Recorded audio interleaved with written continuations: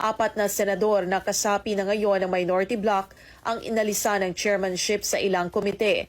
Kabilang narito si Senator Risa Hontiveros na dating chairperson ng Committee on Health na pinalitan ni Senator Bongo, si Senator Bam Aquino na inalis na chairman ng Committee on Basic Education na pinalitan ni Senator Loren Legarda, Committee on Public Services na pinamumunuan dati ni Senator Raffy Tulfo na ngayon ay nakay Senator Rodante Marcoleta na, at si Senator Erwin Tulfo na dating chairman ng Senate Committee on Games and Amusement na pinalitan ni Senator Jinggoy Estrada.